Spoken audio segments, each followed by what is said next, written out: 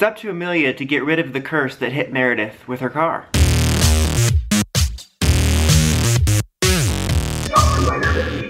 Hey YouTube, Dawson Ryder here. This is going to be my review for Power Rangers Dino Fury episode 6. So this episode had a lot to do with luck and Amelia's luck because she gets bad luck by walking under this ladder that is her Pops, who is this character we meet in this episode.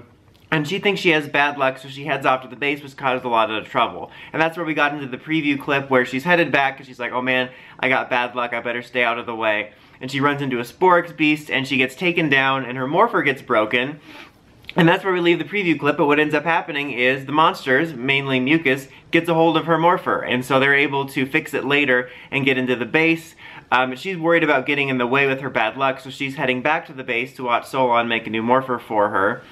And just to circle back for a second though, just talking about her Pop, because he was a character, like I said, was introduced in this episode, and there is kind of a funny bit. I was a little mixed on it, but it was a little funny, the idea of it. The beginning of the episode is basically these guys calling the Ranger hotline, and they think that's a Sporix beast attacking, and the Rangers arrive, and it turns out it's just her Pop that is somehow so clumsy he got himself into a cleaning things and soap amalgam that made him look like a monster.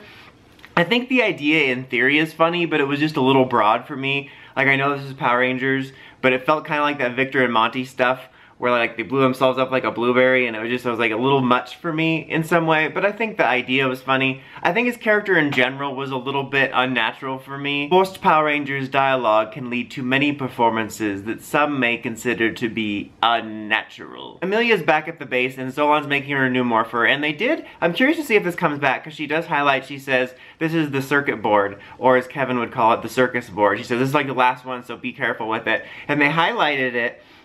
And I was really curious if something was going to happen with that in this episode because they highlighted it. But I get a feeling it might come back later just because they drew so much attention to it. But basically, the villains wind up fixing the morpher and get into the base, and they do address that the reason they haven't attacked the base is the force field and stuff, and then you need a morpher to get in, kind of like you needed a power coin to get in back in the day. And that was something, I don't remember which episode it was, but I did mention a long time ago, I said, why aren't they attacking the base? And people in the comments did mention that they had mentioned there was a force field, which I didn't catch. So, good on them. That's one thing I do like about this, is that they not only addressed why they couldn't get into the base again, but they showed that they were proactive about it. Because that's something I thought of when people said, oh, they did mention there was a force field. I'm like, oh.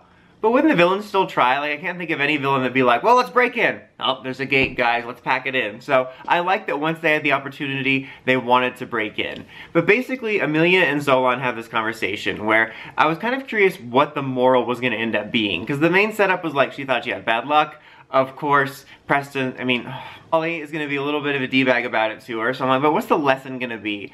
So it wound up kind of being more or less a positive versus negative thinking lesson, where she says, you know, if you see bad out there, all you're going to see is bad. You have to see the good. So it was kind of a positive versus negative thinking lesson, which I actually didn't think was too bad.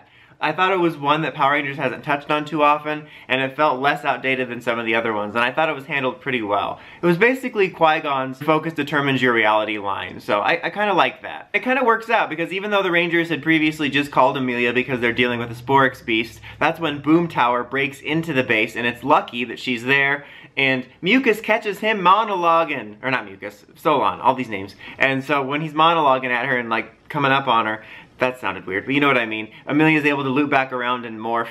And I feel like Solon gave the cue too early before she morphed. She could have maybe waited till she was morphed. Although I guess they have to shout out to morph. But in a way, I was having flashbacks to Rose in Overdrive when she turned invisible and goes, hey! She's able to stop them and get the morpher off and teleport them out of the base. And I like the little exchange between them where she says, I tricked you. And it was really easy too. It's funny because there was a lot of kind of cringy puns in this episode, like a lot of them, but there's also some funny lines.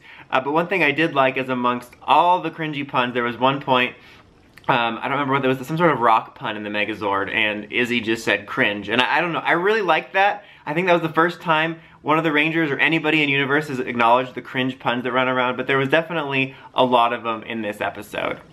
But basically, you know, after they defeat the monster, of course he gets big. Well, then the pink and blue have to deal with the stuff on the ground. Having a hard time with it, so then Amelia comes up with the idea of using Pink's formation because it's got the Ankylo hammer. Now here's the thing, this is a random side tangent, so I'm sorry, but I think it's because one of the first times I heard the Ankylo Dinosaurus name said out loud was Dino Thunder, where they said Ankylo. So that's the way I always heard it. But ever since Dino Fury, they always say Ankylo, and it sounds like they're saying ankle. That just sounds weird to me. It's like, okay, let's do the Ankle Zord. Ankle Zord, Megazord. It's like, I don't know. I think Ankylo sounds better. It doesn't really matter. It's all made up anyway. But not dinosaurs, but I mean the way we say the words. It's just made up. I don't know. It just bothered me. So anyway, they use the formation.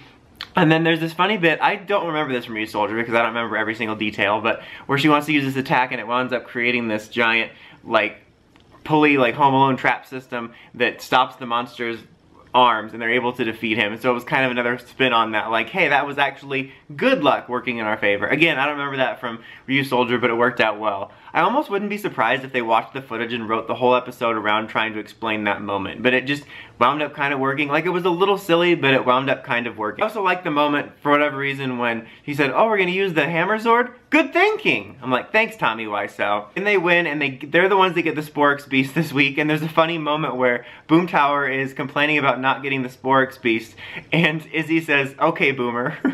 So I don't know, I thought that was pretty funny. I didn't expect that. So there was funny because there was almost a mix of like funny moments that I liked and like cringe classic PR moments in there.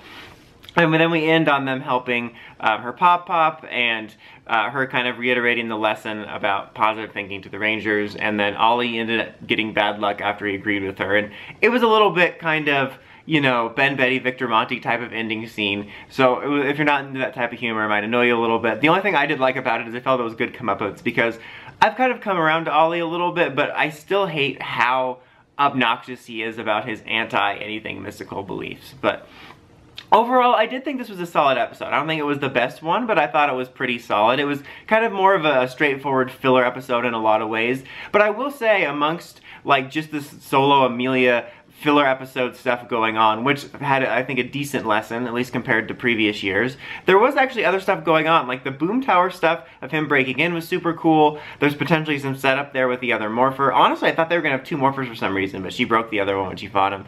And also, like, the villains had good stuff going on, because like on top of the plan they made this week, at the very beginning of the episode, you have Mucus wondering what's going on behind this closed door of Void Knights, which is a little bit of foreshadowing. So I like that there's some active stuff going on, both in terms of what the villains are doing and like the planning of the story. So yeah, solid episode. I would say 3 out of 5. I thought it was enjoyable, not too bad of a lesson, some good setup from future stuff, some funny moments. There's definitely still some cringe puns in there, and then I mean, Boomtower also misspelled Dune at one point to mean the movie, so I don't know, it was just mixed. It was like, for every line that was cringy, Saban style, there was actually kind of a funny one, like the okay boomer that I didn't expect from Power Rangers. The same thing with the cringe. Like, it's a little bit kind of that, you know, oh, this is how teens talk, like, you know, I talk like you, my fellow youth type of scene, but at the same time, I prefer them to sound more like someone trying to feel like a modern day person than whatever they've been sounding like for the last 10 years, where they're like mannequins from Pleasantville made to life.